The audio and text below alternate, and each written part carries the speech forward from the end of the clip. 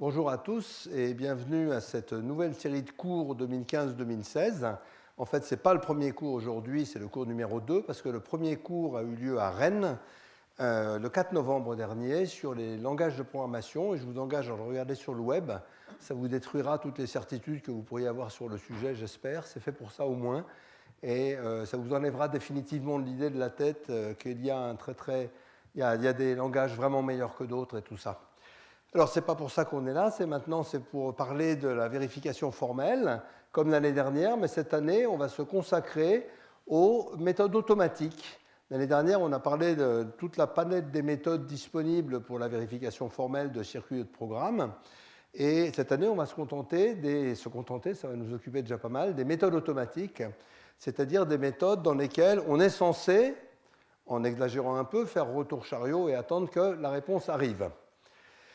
Alors, en fait, ce premier exposé va faire d'abord un petit panorama de ce qui se passera dans l'année, puis des rappels techniques dont on a besoin, et ensuite il s'intéressera au BDD, Binary Decision Diagrams, plus précisément au ROBDD, Reduced Order Binary Decision Diagram, qui est une structure totalement fondamentale de l'informatique, qui a été inventée en plusieurs fois, mais surtout à la fin des années 80, en plusieurs endroits, mais principalement par Rick Rudel. Je vais en parler après.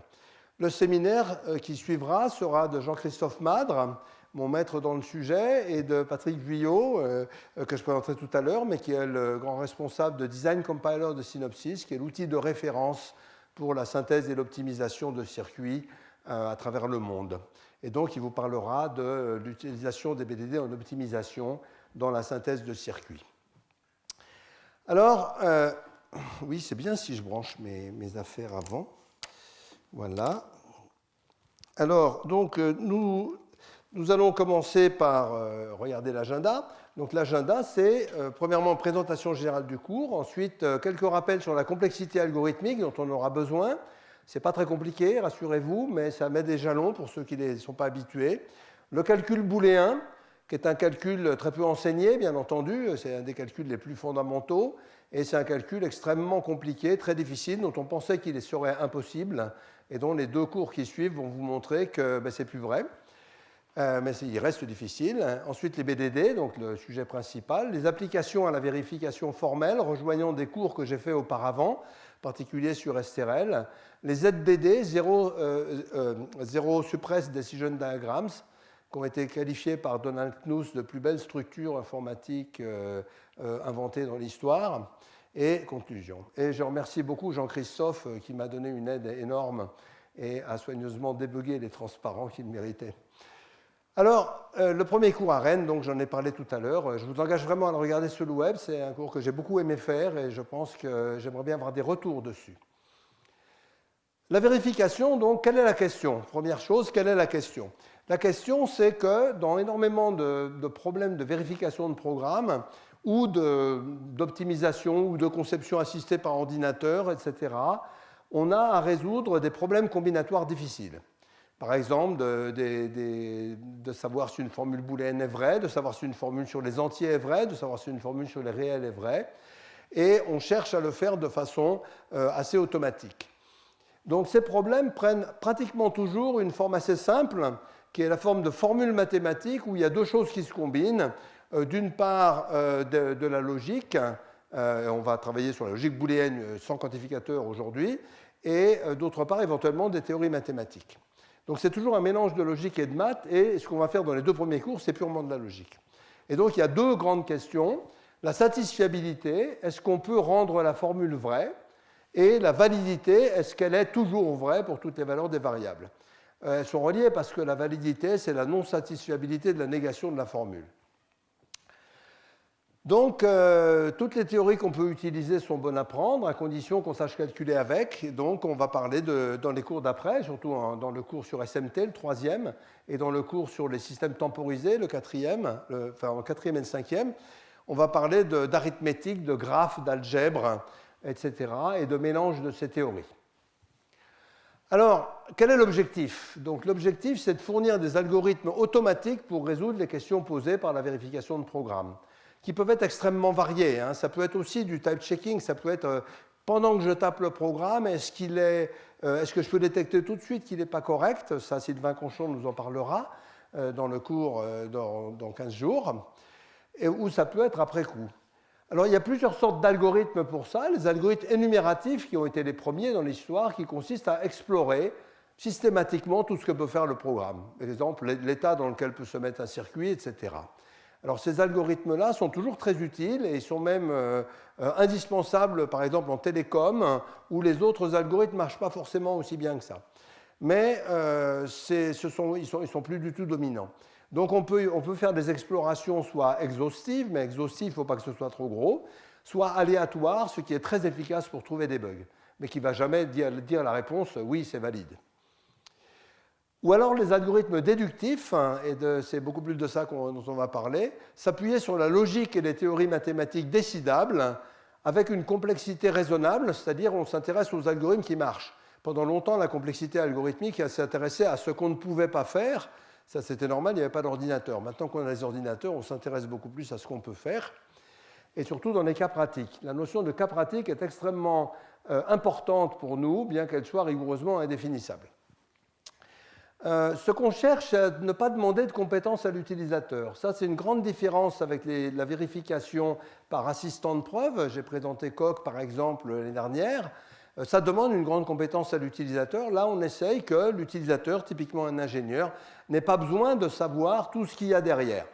Dans une certaine mesure, parce que la vie n'est pas toujours aussi simple que ça, bien entendu. En revanche, il faut qu'il sache exprimer son problème d'une façon à ce que le système le comprenne. Et ça, il y a deux façons. Soit il le fait directement, soit il le fait par un compilateur. Et ça, c'est ce qui va être fait le plus souvent.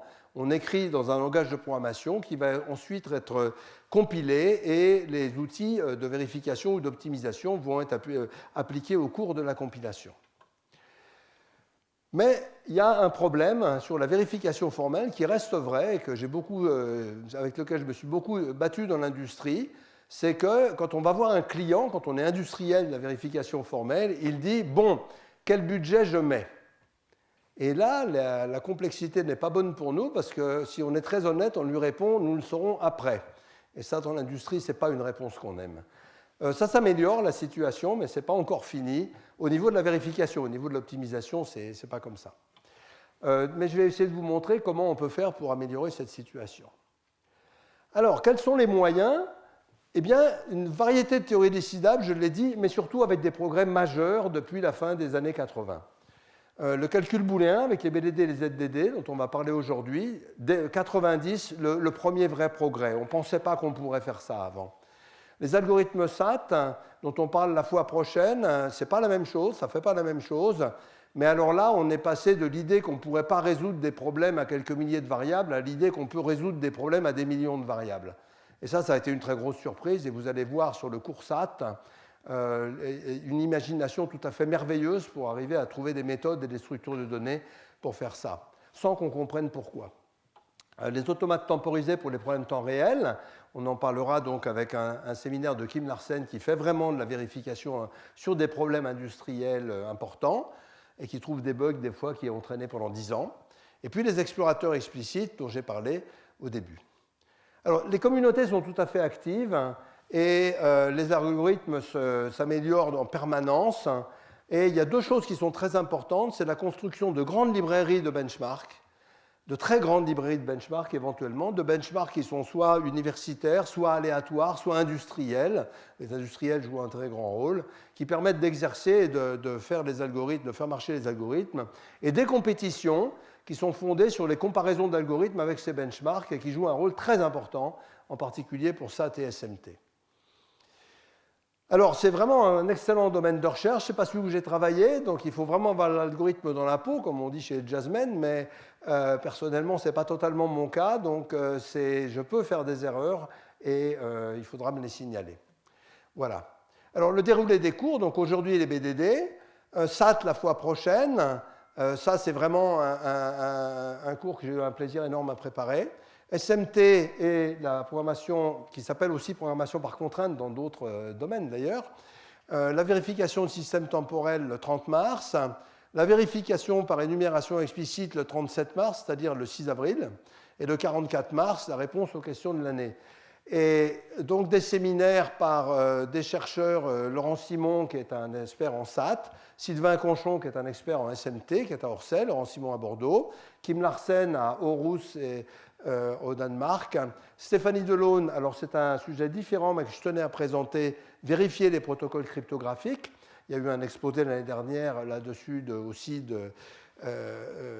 et Stéphanie va nous montrer comment on fait les systèmes de vérification formels, qui sont à l'heure actuelle devenus la principale façon de vérifier les protocoles cryptographiques. Et Chantal Keller nous entraînera à la fin dans quelque chose de nouveau, c'est est-ce qu'on peut combiner les assistants de preuve et les méthodes automatiques. Et donc ça, c'est un sujet en création, je dirais. Alors, comme je n'ai pas fait l'année dernière, mais j'ai fait les années d'avant, je ferai une dernière séance sur la réponse aux questions. Envoyez-les par Internet, s'il vous plaît, même si vous les avez posées dans la salle, parce que ma mémoire est à peu près de 3 bits, et donc je ne m'en rappellerai pas. Donc envoyez-les pour que je fasse une synthèse des questions, et n'attendez pas les derniers jours. Il y a 2 ans, j'ai eu toutes les questions 3 jours avant la séance, et c'est un peu dur. Voilà. Alors, rentrons maintenant dans le vif du sujet. Donc la complexité algorithmique... on a démarré par l'indécidable, donc ça c'est Turing qui nous a appris qu'il y avait des choses indécidables. On va essayer de s'en passer, mais ce n'est pas forcément si grave que ça des fois, on peut travailler avec l'indécidable. Semi-décidable, c'est plus intéressant, on ne pourra pas totalement s'en passer. Il existe un algorithme pouvant répondre oui à la question, si elle est vraie, et répondre en non des fois, ou alors bouclant, sans qu'on puisse savoir ce qui va se passer. D'accord ? Semi-décidable. Il y a pas mal de problèmes semi-décidables, par exemple la logique avec quantificateur. Là, ce n'est pas le cœur de notre chose, mais on ne peut pas les éviter. Alors, dans le cas décidable, si on appelle n la taille du problème, dans n'importe quelle unité, ce n'est pas grave, on va parler du coût. Alors, le coût peut être de l'énergie, peut être du temps, peut être de la mémoire, c'est selon, mais on va être ici gros grain. Alors, il y a des algorithmes intéressants, double exponentielle, 2 puissance 2 puissance n. Ce n'est pas une très bonne nouvelle, a priori. Si vous calculez 2 puissance 1000, vous êtes mal parti. Mais qui marche dans des cas, utiles. Un truc très simple, qui n'a pas l'air d'être aussi dur que ça, c'est l'arithmétique de Pressburger. Alors, c'est l'arithmétique avec plus, moins et les comparaisons. C'est tout. Ça, on sait le prouver, c'est décidable. Toutes les formules sont décidables, mais c'est super cher. Mais par contre, il y a des très bons systèmes pour le faire qui marchent dans pas mal de cas. Exponentielle, ça c'est beaucoup plus courant. Par exemple, explorer l'espace d'état d'un automate, ou vous savez déterminiser un automate non déterministe, ça c'est exponentiel. Exponentielle, ce n'est pas une bonne nouvelle. Taille 100, 2 puissance 100, c'est pas bon. Mais il faut vivre avec. Et puis, il n'y a rien qui garantit que ce soit vraiment complètement exponentiel. Donc ça, c'est des choses, disons, c'est la barrière, c'est le possible, il est dans ses eaux plutôt en dessous. P-space complet, donc ça c'est quelque chose, ça veut dire calcul en espace polynomial, donc ça j'en parlerai un peu, pas tellement. En gros, les formules booléennes quantifiées ou alors la vérification de formules de logique temporelle linéaire, dont on a parlé l'année dernière, c'est P-space complet. Et ça on ne connaît que des solutions exponentielles là-dessus. C'est sûr, mais il peut y avoir des heuristiques. NP complet, ça c'est la classe la plus intéressante, on en a déjà parlé plusieurs fois, puis c'est normalement assez connu. L'idée c'est que cette fois-ci, on a une vérification rapide du fait qu'un candidat est une solution. Par exemple, NP complet, typiquement une équation booléenne, une formule booléenne, est-ce qu'elle peut être vraie? Vous me dites, oui, si je donne telle valeur et telle valeur, c'est super facile de vérifier que c'est vrai, que la formule devient vraie, c'est très facile à vérifier. Mais ça ne donne absolument aucune indication sur comment trouver la solution. Ça s'appelle non-déterminisme polynomial. Si vous avez un oracle non-déterministe qui vous sort la solution de son chapeau, vous avez gagné parce qu'elle est très facile à vérifier. Donc ça, c'est NP complet. Alors, il y a des milliers d'algorithmes NP complets, et le plus emblématique, c'est la satisfaction booléenne.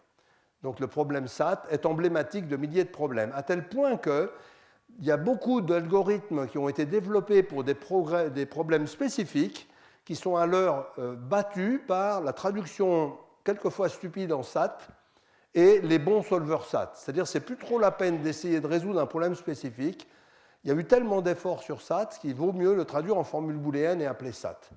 Ce n'est pas toujours vrai, on va voir des contre-exemples. Polynomial, ça c'est tout bon. Là, il y a eu des grosses surprises aussi, donc N2, N3.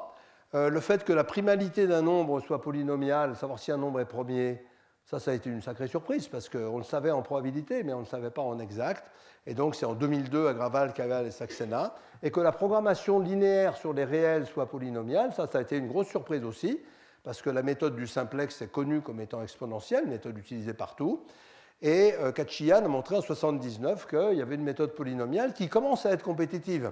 C'est assez intéressant parce que la méthode exponentielle est quand même plus compétitive que la méthode polynomiale encore. Hein. Mais ça ne dit rien sur l'avenir. Parce que les cas pratiques et les cas le pire, là je parle du cas le pire, hein, et le cas le pire n'est pas forcément le cas intéressant. Puis vous avez le logarithme linéaire ou mieux, donc des algorithmes par exemple en temps constant, et ça on va en voir des algorithmes en temps constant dans les BDD, et puis des algorithmes de tri en n log n, etc. Ça c'est le paradis. Ce n'est pas très fréquent et ce n'est pas là-dessus qu'on va tomber par défaut. Mais il faut les utiliser dès qu'on en a besoin. Alors il y a deux grandes conjectures. La conjecture que P est différent de NP, c'est-à-dire que les problèmes NP, NP complets ne peuvent pas se résoudre en temps polynomial. Et ça, c'est un des problèmes à $1 million des mathématiques. C'est une grande conjecture des mathématiques, pas seulement de l'informatique. Et puis une conjecture aussi que NP, c'est moins que P-space. Celle-là, c'est la moins importante pour nous. Okay.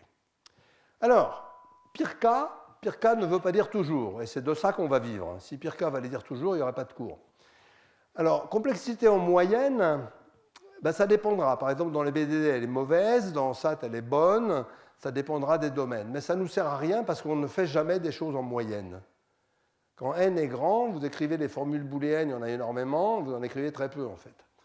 Complexité en pratique, et là, la bonne nouvelle, c'est ça l'objectif du cours, c'est qu'il y a des bonnes surprises positives. Alors le problème, c'est qu'il n'y a pas de théorie de la complexité des applications réelles, c'est quelque chose qui nous manque, par exemple dans SAT. SAT marche très bien sur des tas de problèmes, mais on ne sait pas pourquoi. On ne connaît pas la géométrie cachée qui fait marcher ces problèmes. Il y a sûrement des bonnes raisons, il y a encore du boulot, mais ce n'est pas l'urgence, pour l'instant on les résout d'abord, on pensera après. Et donc on ne sait pas pourquoi. Alors, moi, j'ai une technique constante quand on ne sait pas pourquoi que ça marche, hein, c'est de sortir la célèbre phrase « Ce mystère nous dépasse, faisons semblant de l'avoir organisé ». Et on vit très bien avec cette méthode-là. Mais il y a quand même des problèmes mathématiques cachés là-dessous. C'est un peu comme ce que raconte Yann Lequin sur le deep learning. Si vous avez vu l'exposé de Stéphane Mana qui vous explique qu'on comprend vaguement qu'il y a des raisons de pourquoi le deep learning marche. Vous savez qu'il a battu ce matin un des meilleurs joueurs au Go du monde, donc avec beaucoup de deep learning. On a des raisons de comprendre pourquoi ça a une chance de marcher, mais on n'a aucune idée de pourquoi c'est vrai en fait. Alors le calcul booléen, donc c'est l'objet du jour et de la fois prochaine, c'est le calcul le plus simple de la Terre, c'est pour ça qu'on n'enseigne pas d'ailleurs. Vrai, faux et ou non. Vrai, faux et ou non. Bon.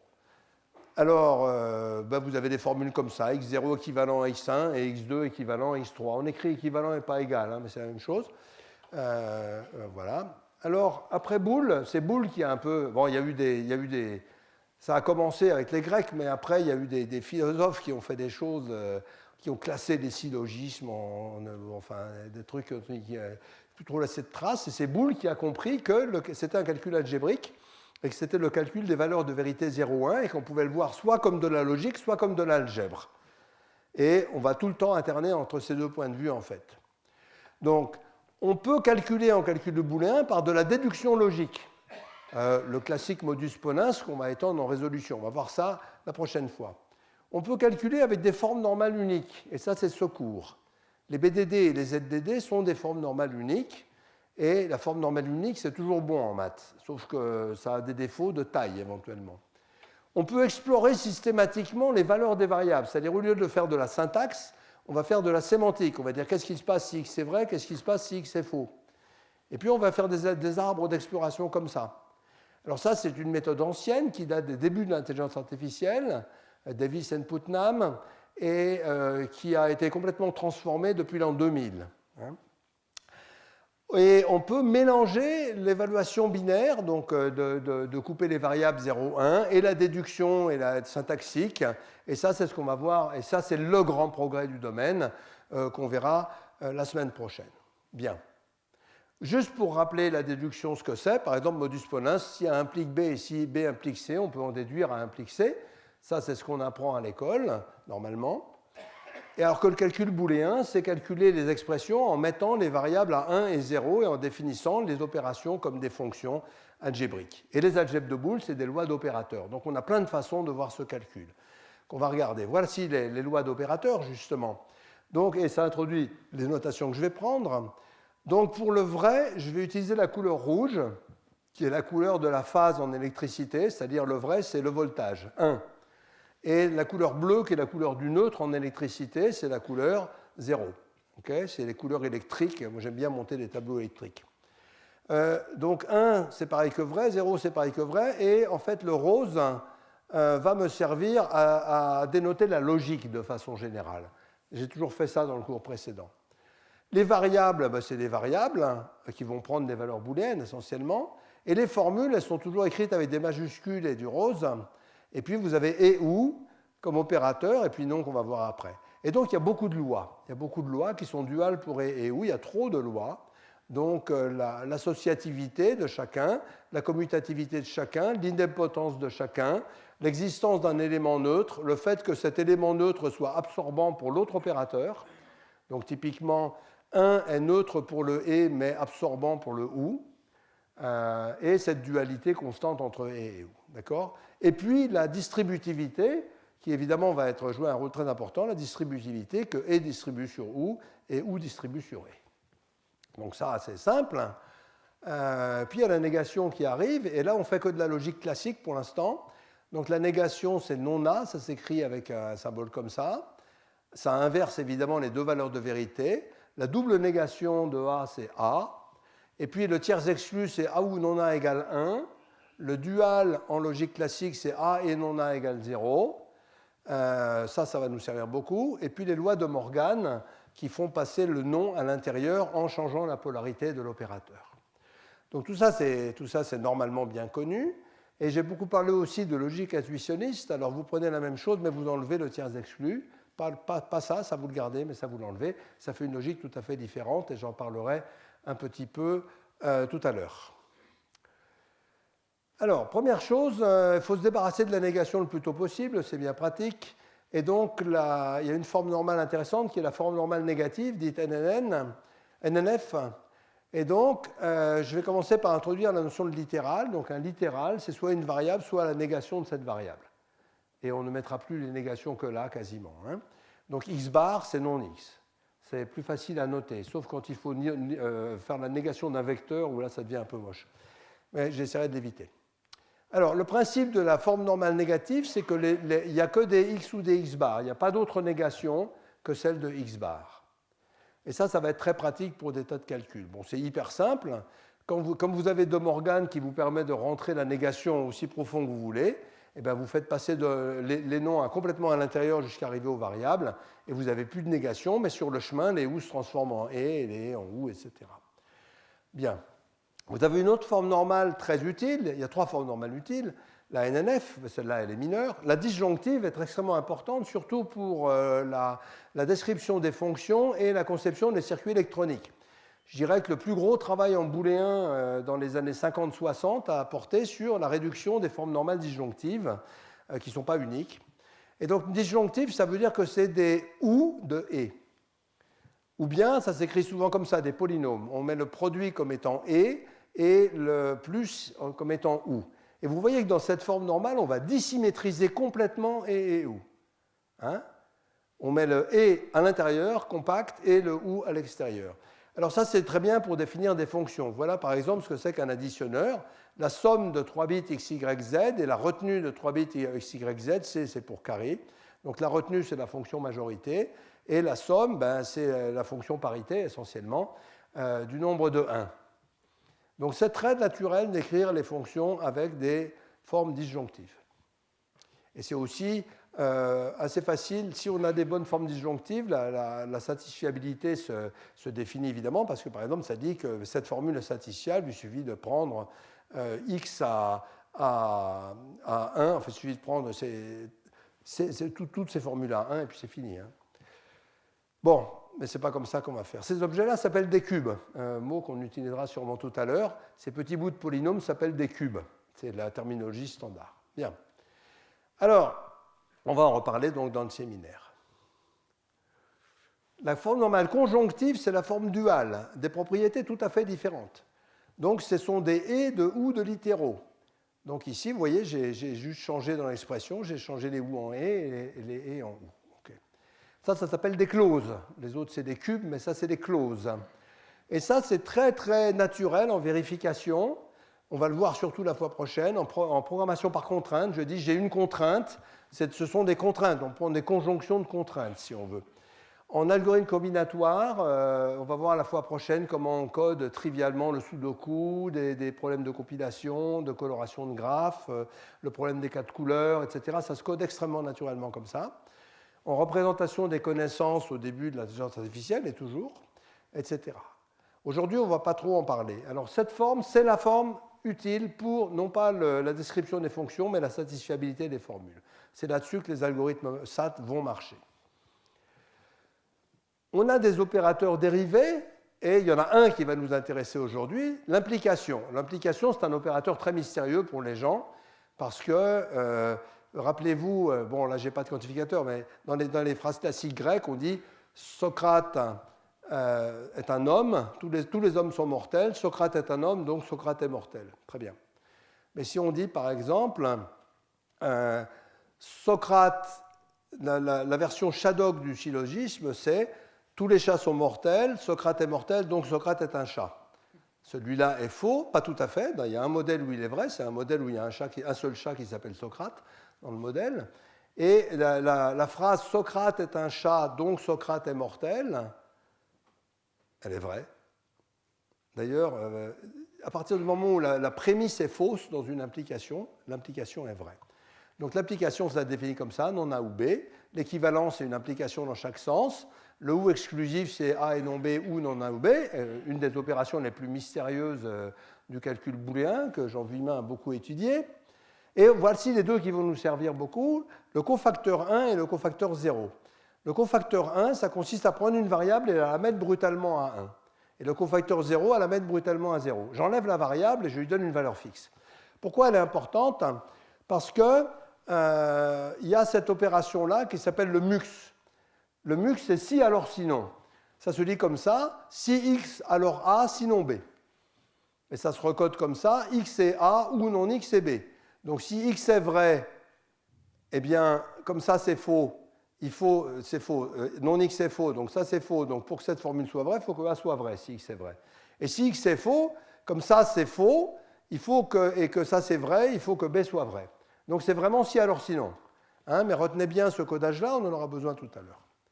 Et la décomposition de Shannon, c'est l'année Shannon, je vous rappelle. La décomposition de Shannon, c'est de dire simplement qu'on va pouvoir enlever les variables une par une en faisant comme ça. Je dis que A, c'est si x, alors A où je remplace x par 1, sinon A où je remplace x par 0. C'est complètement bête, mais vous allez voir, c'est vraiment très important. Donc, comme ça, j'ai enlevé une variable de ma formule, essentiellement, puis on peut itérer. Si on itère, on obtient ce qu'on appelle l'arbre de Shannon. J'ai déjà présenté ici, mais l'arbre de Shannon, voilà ce que c'est. J'ai une formule ici qui est x0, c'est la même chose que x1, x2 est équivalent à x3, et je prends mes variables. Alors, regardez bien les notations. Ici, je ne mets que les numéros des variables, je ne mets pas les x, ça prend trop de place.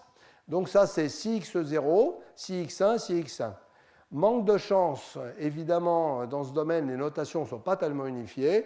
Ça va être mis dans l'autre sens par rapport au mux, c'est-à-dire que ici, c'est le cas solide, c'est le cas 1, et le cas pointillé, c'est le cas 0. Il faut s'y habituer, c'est comme ça. Le mux, on a l'habitude de faire dans l'autre sens, de mettre le vrai d'abord, là on met le vrai dans l'autre sens, mais comme dans tous les bouquins, c'est fait comme ça, je ne vais pas changer. Bien. Donc, qu'est-ce qui se passe ici? Ça, ce sont les valeurs booléennes, là, hein, que j'ai mises en rose pour bien indiquer que c'est des booléens. Donc, qu'est-ce qui se passe? Vous suivez le chemin. Là, ça veut dire x0 est vrai, x2, x1 est vrai, x2 est vrai, x3 est vrai, j'ai la valeur 1. C'est simple, en fait, vous avez la valeur 1, dès qu'x0 c'est la même chose que x1, x2 c'est la même chose que x3. Par exemple, ici, je prends x0, je prends x1 pareil, je prends x3 et x3 pareil, ça fait 1, et sinon ça fait 0. Donc cet arbre est en fait un arbre qui est posé au-dessus de la table de vérité de la fonction qui est là, et qui va organiser la table de vérité de la fonction. Bon, alors il est très bien, il a juste un petit défaut, c'est qu'il est exponentiel. Sa complexité est exponentielle. Donc, quand je disais qu'on va travailler avec des centaines ou des milliers de variables, ça risque d'être pas bon. mais il est exponentiel, mais il est très redondant. Alors, qu'est-ce qu'on va pouvoir faire? Donc ça, j'ai déjà montré dans d'autres cours, mais je le reprends. Qu'est-ce qu'on va pouvoir faire? On va pouvoir faire du partage. Regardez ici, ces nœuds 3 là, qui sont tous pareils, ils ont deux fils égaux. Et if x, then y, else y, c'est pas la peine de faire le if, il suffit de mettre y. Donc vous savez que comme le résultat est toujours 0, ben vous le mettez là. Et puis les deux là, ben c'est la même chose. Ceux-là, ils se retrouvent avec des zéros, donc on peut les enlever. Et puis ben, ici, vous voyez celui-là là, et celui-là, ils se ressemblent. Et puis donc il y a deux sous-arbres peints en rouge et deux sous-arbres peints en jaune. Et ils sont égaux. Donc ce n'est pas la peine de garder les deux. On va les partager. Donc typiquement, je vais prendre ce nœud-là et je vais détourner ce pointeur ici. Okay, et je vais effacer mon sous-arbre. Ah ben j'y gagne. Je peux faire la même chose de l'autre côté parce que c'est plus joli par symétrie. J'aurais pu garder celui de gauche, c'est pareil. Et là, on s'aperçoit que ces deux, les deux trucs qui sont marqués 2, ils sont exactement identiques parce que ces nœuds ont exactement les mêmes fils. Donc on va pouvoir en supprimer un. Donc je vais supprimer celui-là et je vais détourner cette flèche ici. OK, hop, et je supprime l'autre. Et une fois que j'ai fini ce petit rangement, je me retrouve avec quelque chose qui est quand même beaucoup plus sympathique. C'est un graphe sans cycle, ce qu'on appelle un DAG, Directed Acyclic Graph, qui est beaucoup plus petit et qui a exactement la même information. C'est-à-dire que tout est partagé et vous pouvez suivre exactement les mêmes chemins que dans l'arbre de Shannon, mais simplement c'est devenu petit. Donc on a cassé la complexité. Et c'est ça qui va faire que les BDD sont très utiles.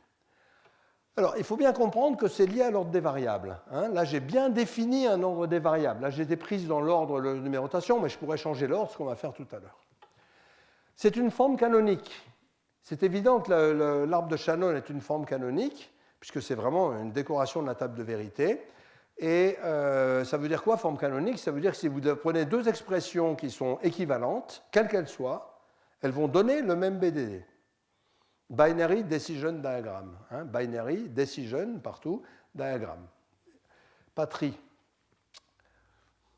Le test d'égalité de deux formules va pouvoir se faire en temps 1. Ça, c'est l'implémentation dont on va parler tout à l'heure. Ça, c'est très important. Pour savoir si deux formules sont égales, on construit leur BDD et on regarde si c'est le même en mémoire. Donc ça, on va voir pourquoi. Est-ce que la fonction est satisfiable? C'est trivial. Une fonction non satisfiable, c'est réduit au nœud 0. Et si elle est satisfiable, quelles sont les valeurs des variables qui la satisfont? Il suffit de compter tous les chemins qui vont vers 1. Donc là, je vous les construis récursivement. On passe là, on passe là, on passe là, on passe là, crac, c'est bon. Donc vous pouvez énumérer très facilement tous les chemins qui rendent la fonction vraie. Donc non seulement ça calcule la satisfiabilité, mais ça vous donne toutes les solutions de la satisfiabilité. Ce qui est une très mauvaise idée quand vous voulez juste savoir s'il en existe une, d'où les algorithmes SAT de la semaine prochaine, qui ne vont pas les donner tous, mais vont en trouver une. Très différent. La validité, c'est complètement trivial, c'est-à-dire si une formule est valide pour toutes les valeurs des variables, c'est qu'elle est réduite au nœud 1. Donc c'est une forme normale unique qui a plein de vertus. Elle va avoir aussi des problèmes, bien entendu, c'est que comme on sait que le problème est très dur, ça veut dire que cette forme normale, elle cache quelque chose. Elle cache une exponentielle, et on va voir pourquoi. Alors, qui est-ce qui a inventé ça? D'abord, les gens s'étaient pas trop intéressés au calcul booléen à grande échelle parce qu'ils pensaient qu'on ne saurait pas faire. Et c'est arrivé vraiment dans les années 70. Il y a des gens qui ont inventé ça. Shannon a parlé, bien sûr. Puis il y a des gens qui ont inventé l'idée de faire les partages, mais qui n'ont pas compris son importance et surtout qu'on pouvait opérer et qu'on pouvait calculer avec ça. Bryant, en 86, a vraiment fait une étape décisive. Billon et Madre, en 88, il se trouve, ont plus ou moins inventé des structures, enfin, je ne sais pas si c'était en relation directe ou pas, mais ont plus ou moins inventé les mêmes choses. Il y a peut-être d'autres gens qui ont inventé les mêmes choses, mais je dirais que Bryant a vraiment très, très systématisé. Couder et Madre ont fait des avancées absolument majeures dans des calculs que je vous montrerai tout à l'heure, qui nous ont permis sur SRL, avec les BDD naissants, de faire probablement les plus grandes preuves de l'époque, en particulier sur l'avion Rafale. Et il y a un séminaire d'Emmanuel Ledino dans mon cours en 2012 qui raconte ça, et qu'on a pu faire avec des BDD encore tout à fait expérimentaux et des systèmes qui étaient en création, de très grandes preuves sur l'avion. Je pourrais vous en parler après. Il y a beaucoup de systèmes maintenant. Alors ça sert à quoi? Model checking, sûreté de fonctionnement, optimisation. Et puis il y a beaucoup de systèmes. Alors Tiger, dont j'ai parlé, qu'on a utilisé, qui avait été fait chez Digital Equipment à l'époque. SMV de Macmillan, qui est vraiment celui qui a fait croître la discipline du model checking. Et puis CUDD de Somenzi à Boulder, qui est maintenant le système standard public domain, celui que vous devez utiliser si vous voulez faire des BDD. Alors il y a un bouquin. Évidemment, Knuth s'est emparé du sujet et a sorti dans son volume 4 une 95 pages sur les BDD. Il y a tout ce qu'il faut. Plus l'aspirine pour le lire, mais il y a tout ce qu'il faut. Et beaucoup d'exercices très difficiles à lire. Et il a sorti après 320 pages sur SAT, ce que je vous montrerai la semaine prochaine, où il y a plus que tout ce qu'il faut. Et il faut passer à la taille au-dessus, côté antidouleur. L'élément de complexité des BDD, vous allez voir, ils ne sont pas très bons. Une fonction aléatoire, c'est exponentielle. C'est comme ça. Le BDD d'une fonction aléatoire est exponentielle. Ce n'est pas surprenant vu la NP complétude, vu que ça donne toutes les solutions, ça donne toute l'information, les BDD. Donc c'est normal que ce soit exponentiel.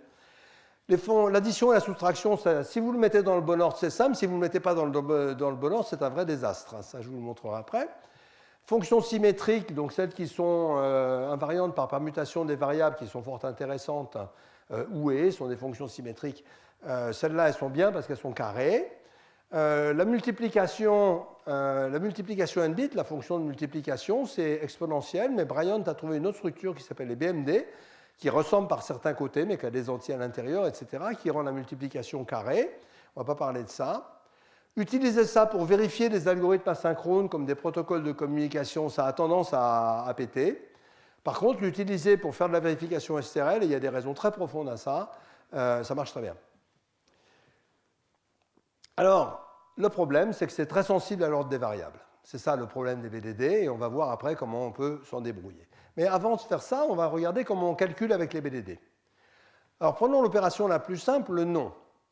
Le nom, là, on ne se met pas en NNF avec les BDD, ce n'est pas la peine. Le nom, j'ai si n alors B sinon A, je suis obligé de dire à l'envers.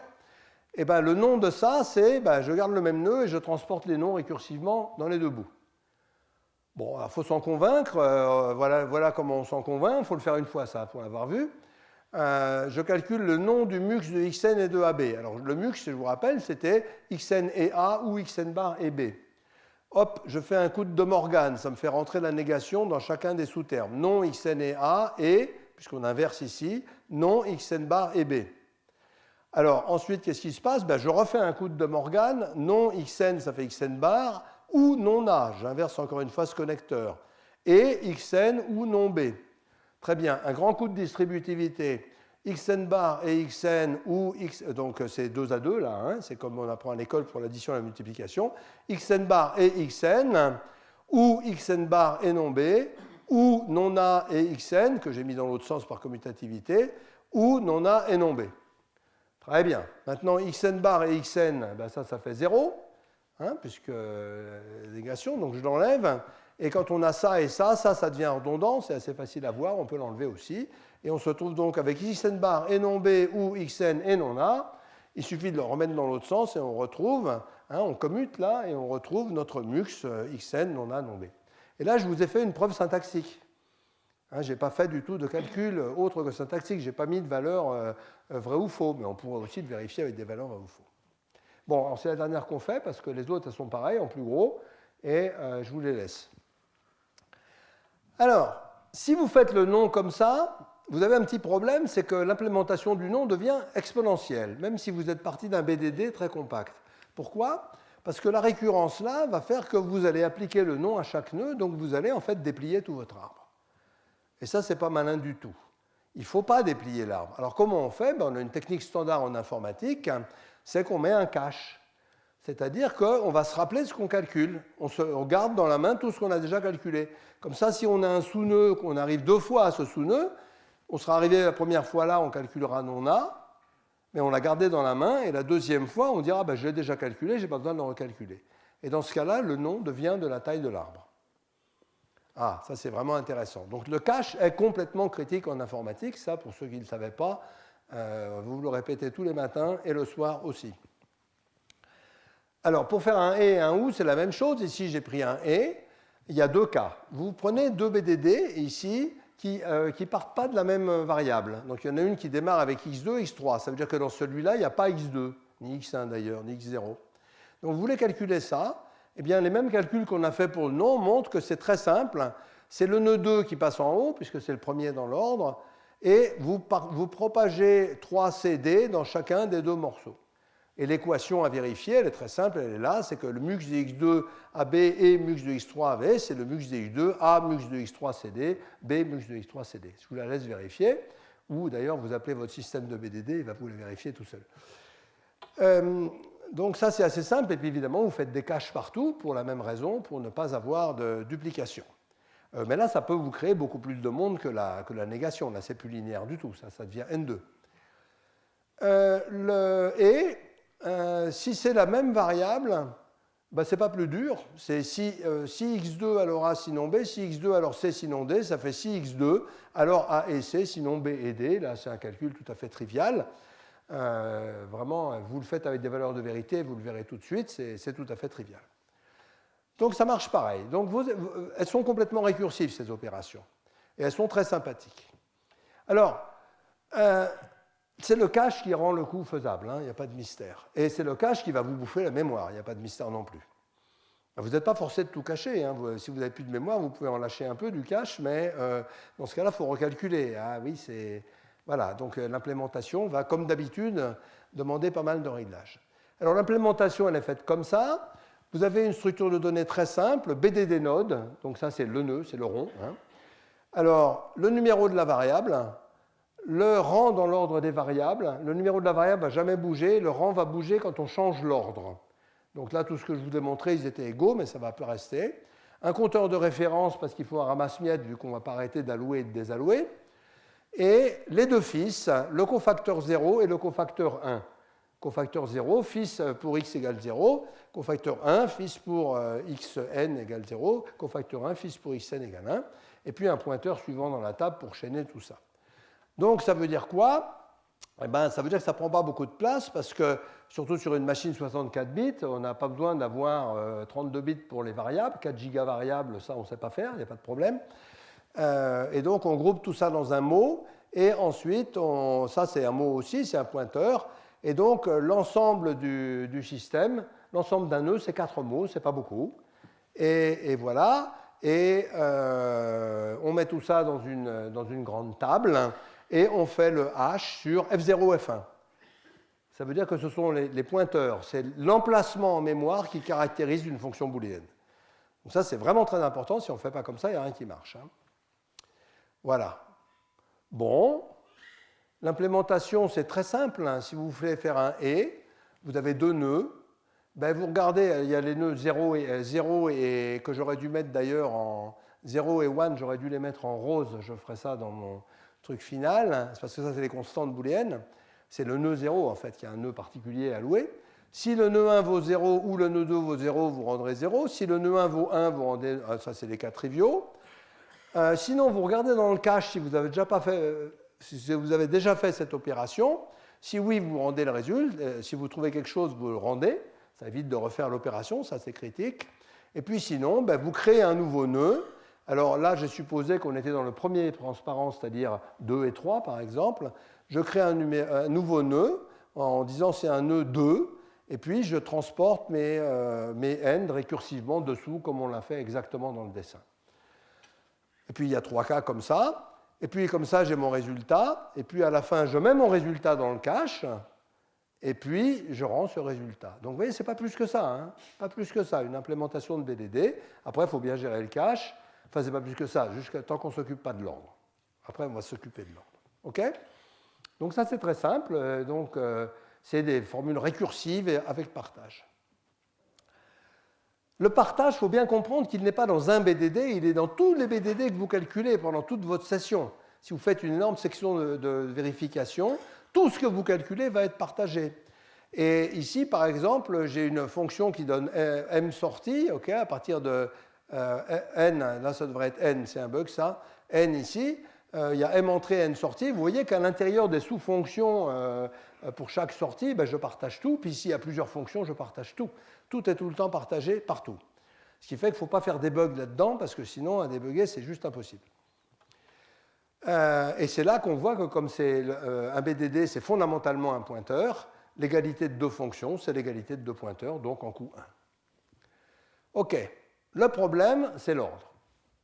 Là, je vous ai montré des BDD calculés avec l'ordre qu'il fallait. Qu'est-ce qui se passe si c'est l'ordre qu'il ne faut pas? Donc, vous avez un bel exemple dans Wikipédia. Vous prenez une formule totalement triviale qui est là, hein, x1 ou x2, etc. Et vous changez l'ordre et vous tombez là-dessus. Donc, un même BDD peut être linéaire pour un certain ordre et exponentiel pour un autre ordre. Alors, ça, c'est pas bien. Ça, c'est pas bien. Pourquoi c'est pas bien? Parce que des ordres, il y en a combien? Il y en a factoriel n. Factoriel n, à 100 variables, ça commence à faire. Et puis le problème est NP complet. Trouver le bon ordre, c'est NP complet. Donc, c'est pas de chance. Alors, comment on va faire? Deux méthodes. Méthode statique, on va essayer de trouver en fonction du source qu'on donne, quel est le bon ordre. Par exemple, dans un programme SRL, on sait assez bien faire ça. Dans un circuit, on va chercher des choses assez astucieuses. En gros, il faut mettre en haut les variables qui font beaucoup de différence. Et les variables qu'on appelle influentes. Et ça, il y a des tas d'heuristiques. On fait des petits calculs topologiques, mais il ne faut pas trop se crever la tête non plus. Hein. On fait des petits calculs topologie, etc. Et il y a une méthode qui n'est pas trop mal, c'est de dire, je prends une variable, si je la mets à 0, est-ce que le circuit en prend un grand coup? Est-ce qu'il rétrécit beaucoup? Si je la mets à 1, il rétrécit beaucoup. C'est une variable vraiment importante, il faut la mettre au début. Parce que ça a des chances que les fils soient... sinon, on va la retrouver à très grand nombre d'exemplaires partout. Bon. Alors ça, il faut le faire, mais ce n'est pas ça qui a résolu le problème. Tant qu'on faisait que ça ne marchait pas assez. Et ce qui a résolu le problème, c'est l'ordonnancement dynamique, inventé par Fujita d'abord et amélioré beaucoup par Rick Rödel de Synopsys après. Changez l'ordre dès que la taille croît trop. En gros, votre mémoire grandit trop, vous dites, bon, on s'arrête, on va trouver un autre ordre. Ça ne change pas la sémantique, l'ordre, hein, ça ne change rien. Alors, l'idée est très simple. Transposer deux variables adjacentes, c'est facile. Vous voyez, si vous avez 2, 5, 5, alors 2, 5 AB, 2, 5 CD, c'est exactement la même chose, c'est trivial, que 5, 2 AC, 5, 2 BD. Ben, vous regardez les chemins, hein, pour aller à B, je fais 2 faux et 5 vrais, et là, je fais 5 vrais et 2 faux. C'est les mêmes chemins, donc c'est la même chose. Donc ça, c'est trivial. Et ça se fait en bougeant des pointeurs sur place, ça n'alloue pas. Alors, ça devient plus compliqué s'il y a beaucoup de partage. Par exemple, ici, j'ai un autre BDD qui a un pointeur qui arrive de là, de je ne sais pas où sur ce 5. Et puis, vous avez un autre nœud qui va partager ce 5-là. Et puis, vous avez deux arbres qui ont l'un un 2 et l'un un 5, eux, ils ne vont pas trop gêner. Qu'est-ce qui va se passer? Eh bien, si vous les commutez, il faut être un peu plus sioux. Il y a cette forme de base qui va rester. Mais ici, vous voyez, il faut aller de ce 5 sur ce A, là, donc il va falloir... non, ceux-là, ils n'ont pas bougé quasiment, et là, ils n'ont pas bougé du tout, et là, il va falloir dupliquer ce 5 pour aller ici sur ce A, ce B. Ce pointeur-là, il va falloir le dupliquer parce que ce n'est pas le même que celui-là. Et puis ici, il va falloir également changer quelque chose, c'est encore une fois, mettre un pointeur 5 qui n'était pas, et puis mettre 2 fois 2 ici et ici. Donc ça, c'est comme ça. Alors, est-ce qu'on a réduit l'arbre? La réponse est non. Donc là, on a essayé une mauvaise permutation, une mauvaise transposition, l'arbre est plus grand. Mais une transposition, c'est réversible. Et la bonne nouvelle, c'est que si on la regarde dans l'autre sens, il est plus petit. OK? Donc, on va pouvoir jouer avec ça. Donc, vous voyez que ça ne va pas être une science exacte. Là, il va falloir faire quelque chose d'assez malin. C'est réversible. Alors, qu'est-ce qu'on va faire? Premièrement, Fujita, première méthode, on va prendre une zone de variables qui, pour l'instant, sont très proches dans l'ordre. On va les prendre, mettons 4 à 5. Et vous savez qu'une permutation, c'est un assemblage de transpositions. Donc, en transposant beaucoup, vous faites toutes les permutations. Donc, en transposant, on va fabriquer toutes les permutations de toutes ces variables et on va regarder ce que ça fait à la mémoire. Et puis, on va prendre une autre zone, on va regarder ce que ça fait à la mémoire. Ça va vite. Ça marche bien, c'est facile à faire. Ça va vite. Ce n'est pas des algorithmes durs à implémenter, et puis ils ne peuvent pas être faux par construction, c'est jamais que combiner les transpositions. Le problème, c'est que si ce qui fait exploser, c'est qu'il y a deux variables qui sont très loin l'une de l'autre alors qu'elles auraient dû être près, et bien ça ne va jamais s'en apercevoir. Donc ce n'est pas très efficace. Donc la méthode Rödel est beaucoup plus efficace, mais elle est plus chère. Ça consiste, vous avez tout votre nœud de variables là. Vous en prenez une, et vous allez la descendre tout au fond. Et vous allez regarder à chaque fois quelle est la taille mémoire. Vous allez la remonter tout en haut, à coup de permutation. Vous allez la remonter tout en haut. Et là, vous allez regarder sur tout le trajet que vous avez, toutes les tailles mémoire, et vous allez dire, ah ben c'est là qu'elle est la plus petite, je remets ma variable là. Donc vous allez faire chaque. Donc on sent que ça coûte un peu. Puis vous allez faire ça pour toutes les variables une par une. Ou pas, enfin il y a plein de trucs, mais la bonne façon, c'est toutes les variables une par une. Donc vous baladez vos variables. Donc ça fait N2. Ça ne fait pas factoriel N, ça fait N2. Et quand la mémoire devient trop pleine, vous faites ça, systématiquement. Alors, c'est à vous de décider ce que c'est qu'une mémoire trop pleine. Ça dépend de votre ordinateur, ça dépend des caches, ça dépend de beaucoup de choses. Donc ça, c'est ce qui donne à l'heure actuelle les meilleurs résultats. Ça n'a pas été battu, c'est implémenté dans tous les systèmes. Parfait. Bon, alors, servons-nous des BDD. Servons-nous des BDD, et là, on revient à mes cours précédents, à ceux de l'année dernière, à ceux de 2012.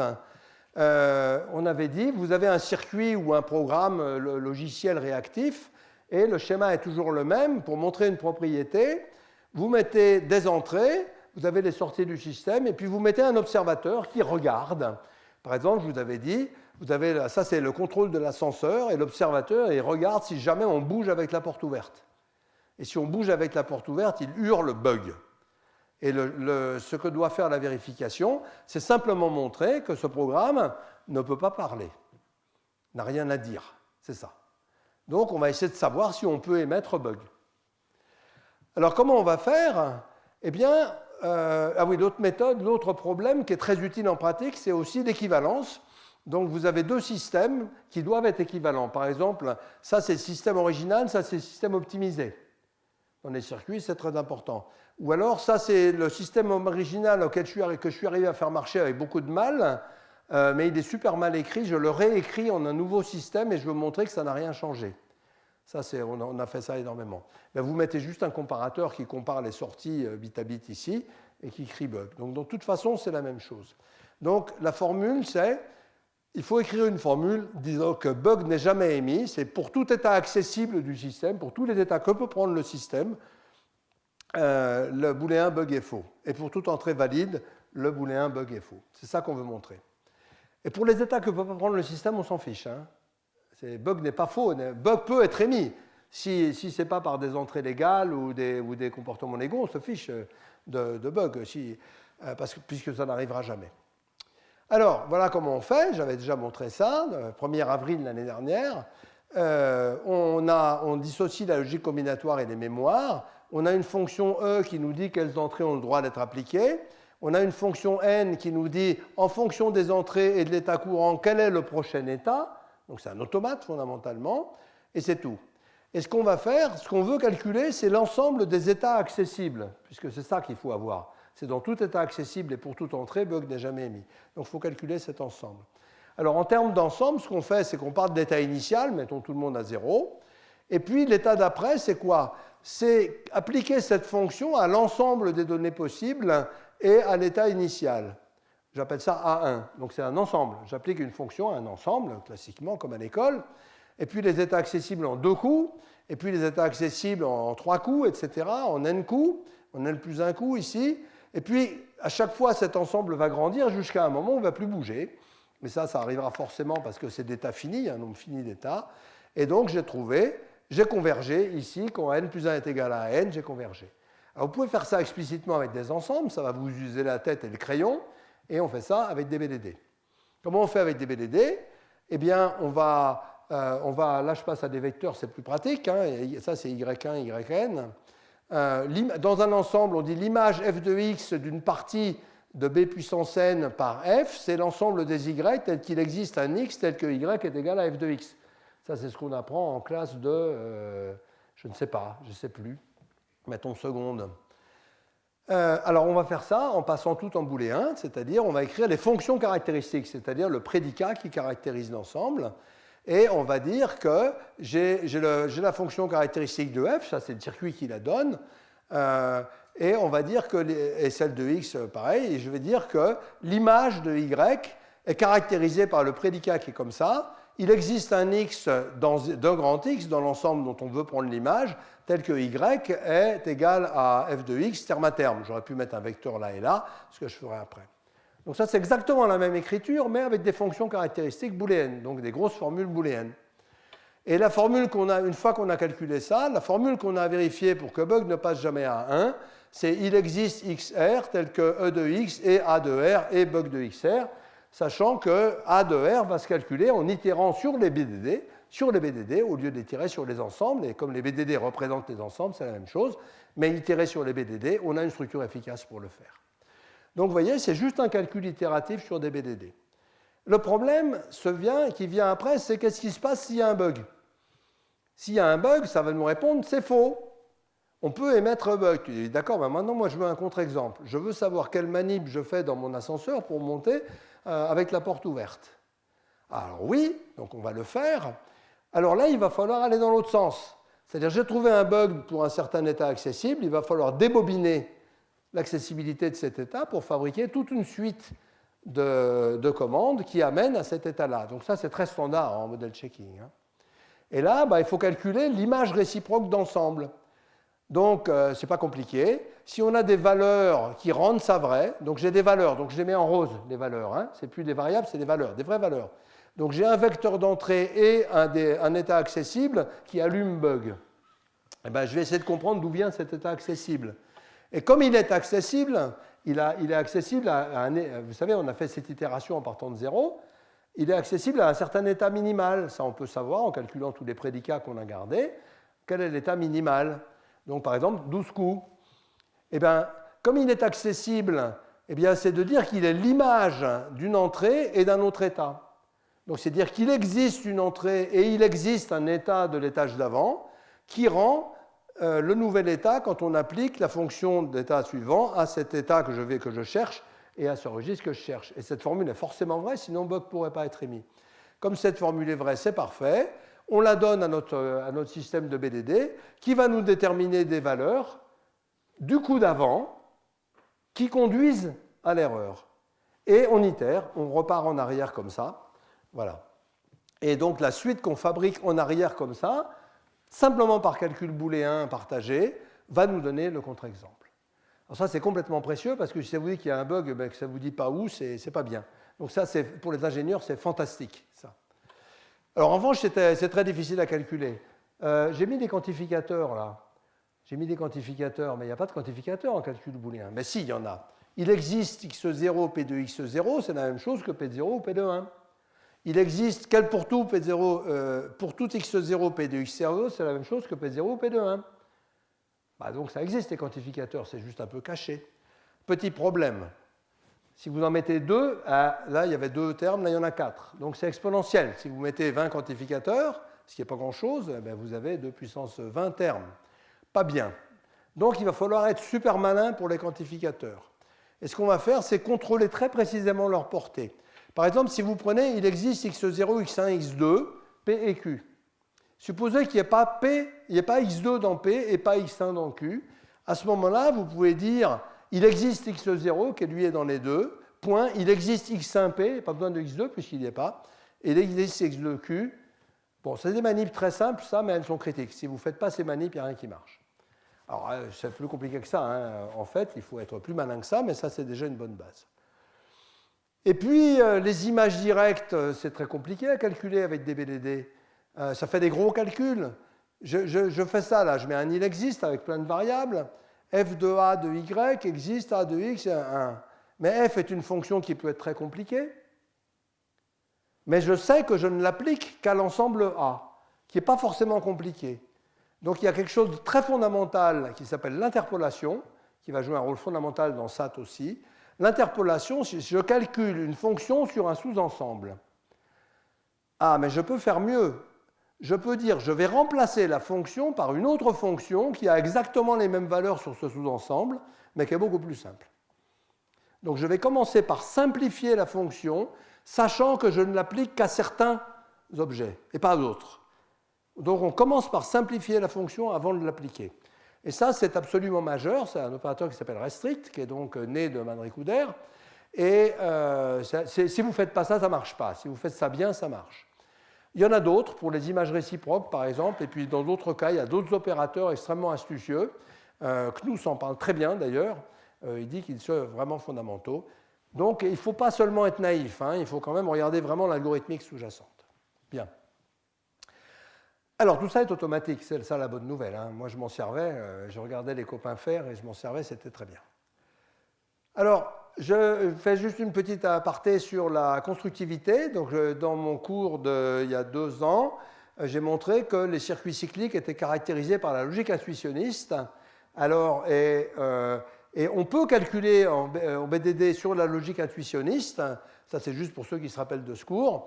La logique intuitionniste, c'est la même chose que la logique à 3 valeurs, bottom 0, 1.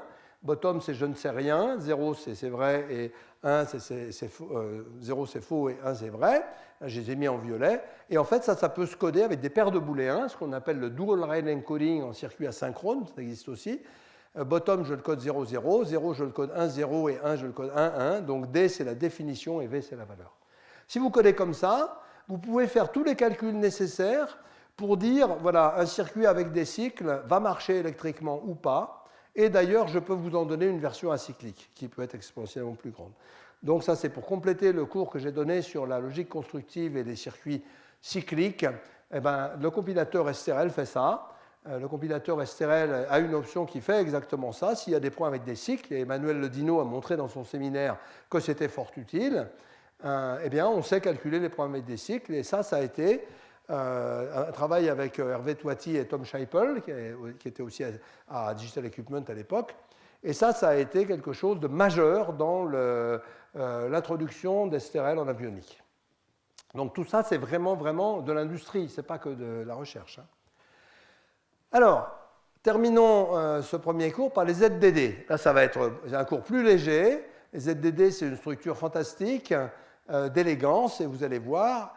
Alors, c'est la même chose que les BDD, mais c'est autre chose. Donc, l'idée, c'est de 93, donc c'est pas vieux, de Minato, de prendre exactement les mêmes diagrammes. En fait, ces diagrammes, c'est des diagrammes algorithmiques. On peut leur faire dire des tas d'autres choses. D'ailleurs, il y a d'autres gens qui ont fait dire des tas d'autres choses. Vous allez trouver toutes sortes de BDD. Hein. Mais ceux-là sont bien.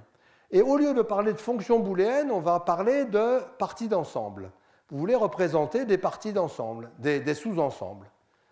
Et les BDD ne sont pas efficaces pour ça, et les ZDD sont fabuleux pour ça.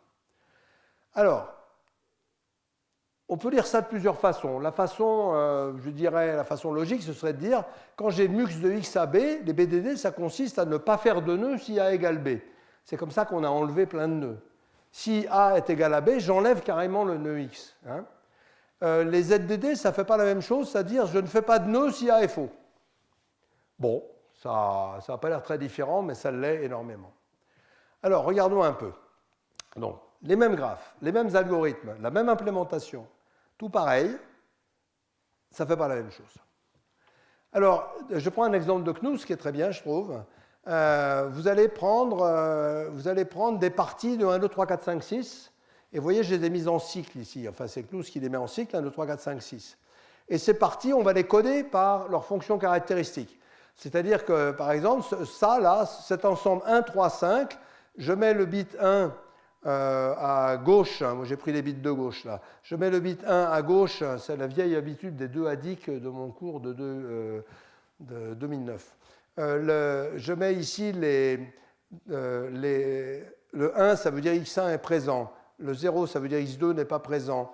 Le 3, ça veut dire x3 est présent, etc. Donc c'est l'ensemble 1, 3, 5. Alors on va coder un certain nombre d'ensembles de cycles. Les ensembles indépendants, ça veut dire qu'il n'y a pas d'arc entre les deux éléments. Donc vous n'avez pas le droit d'avoir 1 et 2 dans le même ensemble, pas le droit d'avoir 2 et 3, mais vous pouvez très bien avoir 2 et 6. Vous prenez tous les sous-ensembles comme ça. Ou alors les noyaux, donc les ensembles indépendants maximaux. Ça veut dire que vous ne pouvez pas en rajouter d'autres. Par exemple, si vous mettez 1 et 3, c'est bon, mais vous pouvez encore rajouter 5. Puis après, vous ne pouvez rien rajouter.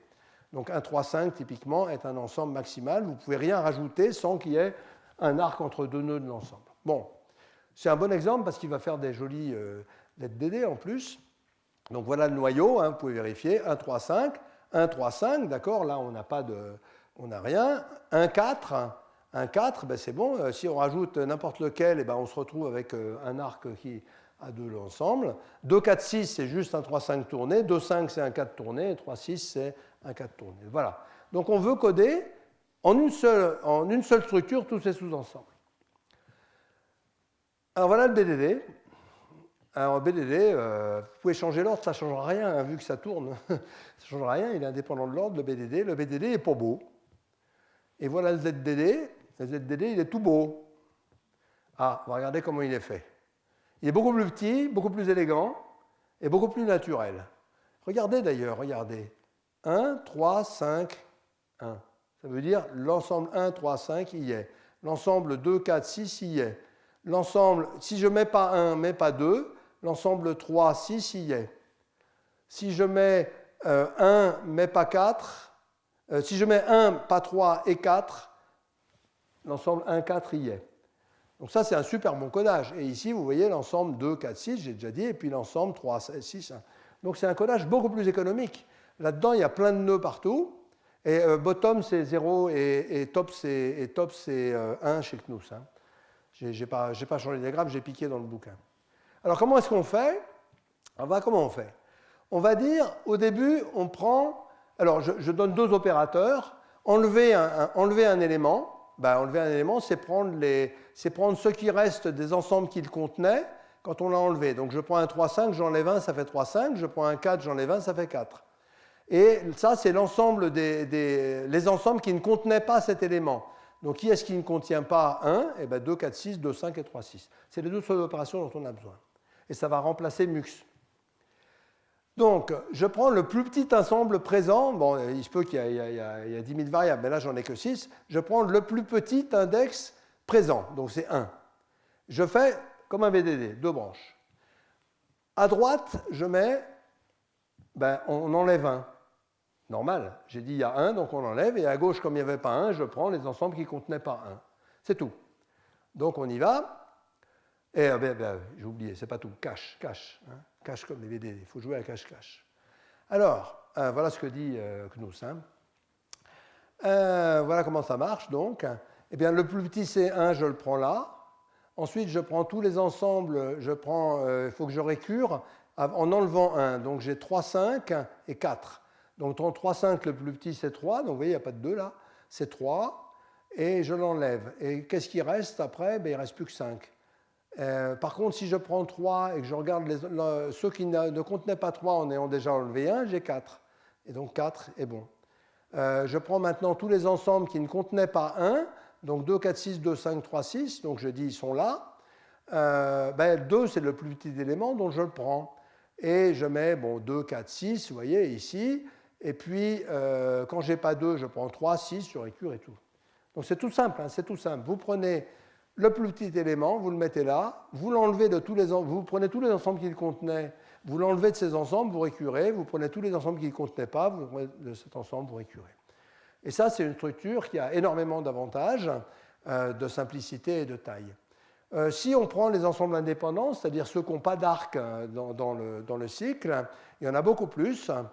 Le BDD n'a rien d'élégant et le ZDD est extraordinairement simple. Donc vous pouvez le regarder. S'il y a 1, par exemple, ici je le lis à vue, 1, 3, 5, 1, etc. Je peux le lire à vue ici aussi, mais c'est plus compliqué. Vous voyez, par exemple, il y a toujours 2 sur le trajet. Ici, il y a toujours 2 sur le trajet, alors que là, je dis il n'y a pas de 2, donc je ne mets pas 2. Hein, ça, on y gagne énormément. Alors ça, c'est une très belle structure, et c'est rigolo, il n'y a même pas de 0 dans le BDD. Vous voyez, celui-là, je peux l'enlever. Il n'y a même pas. Donc c'est une très belle structure qui a des applications tout à fait différentes. Il y en a une qui est très intéressante, c'est les impliquants premiers. Alors les impliquants premiers, c'est quelque chose de très fondamental. Je reviens cette fois-ci à la forme DNF, la forme polynôme. Donc je prends cette formule-là, x bar et y bar et z, ou z et t bar, ou ce monôme-là, ce polynôme-là. Les monômes, ça s'appelle des impliquants. X bar, Y bar, Z implique A, évidemment, puisque c'est une somme. Et Z, T bar implique A. Mais ils ne sont pas forcément minimaux. Quand vous avez une DNF, vous pouvez avoir des tas de redondances. Par exemple, si vous écrivez X plus XY bar, ce truc-là ne sert à rien parce qu'il est impliqué par celui-là. Il implique celui-là, pardon. Donc un impliquant premier, c'est un impliquant minimal en taille.